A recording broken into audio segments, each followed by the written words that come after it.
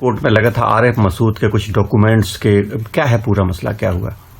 आरिफ मसूद जो मध्य विधानसभा क्षेत्र भोपाल से विधायक निर्वाचित किए हैं, उनके चुनाव की वैधता को चुनौती दी है श्री ध्रुवनारायण सिंह ने चुनाव याचिका प्रस्तुत करके,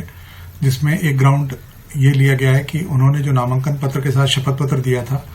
उस शपथ पत्र में उन्होंने बैंक के कर्जे जो उनके खिलाफ और उनकी पत्नी के खिलाफ बकाया थे और देय थे, उनका उल्लेख नहीं करके असत्य जानकारी दी थी।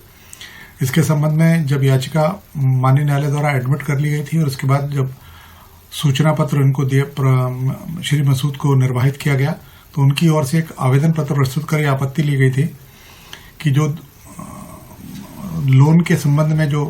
स्टैंड लिया है वो असत्य है, गलत है,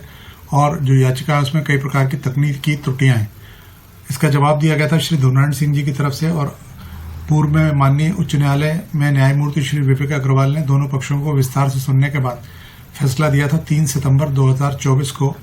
कि जो आपत्तियां उठाई गई हैं वो निराधार हैं, अमान्य किए जाने योग्य हैं और निरस्त कर दिया था, जिसके विरुद्ध इन्होंने स्पेशल लीव पिटीशन फाइल की थी उच्चतम न्यायालय में। उच्चतम न्यायालय ने मात्र इस बिंदु पर कि क्या दोनों दस्तावेज जिनके आधार पर बैंक की देयता दर्शाई गई है वो असत्य और फोर्ज हैं, प्रकरण रिमांड किया था। माननीय न्यायमूर्ति विवेक अग्रवाल जी ने स्टेट बैंक ऑफ इंडिया के संबंधित अधिकारियों को आहूत करके उनके बयान लिखिबद्ध किए और दोनों पक्षकारों को विस्तार से सुनने के पश्चात दी गई साक्ष्य का परिशीलन करने के पश्चात आज श्री आरिफ मसूद के द्वारा उठाई गई आपत्तियों के आवेदन को पूरी तरह से निरस्त कर दिया है और होल्ड कर दिया है कि दोनों दस्तावेज वो सत्य हैं, फर्जी नहीं कहे जा सकते हैं, किसी भी प्रकार से कूट रचना उनमें प्रतीत नहीं होती है, इसलिए ली गई आपत्तियां स्थिर रहने योग्य नहीं है।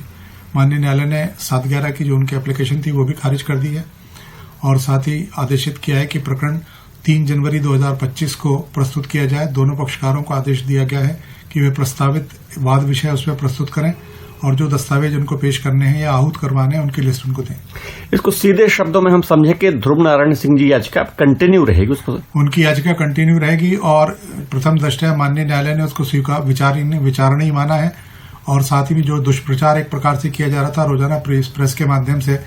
कि स्टेट बैंक के अधिकारियों ने ऐसा कह दिया कि हमने लोन नहीं दिया था, ये दिया था, इन सारी बातों का समाधान हो गया। Thank you.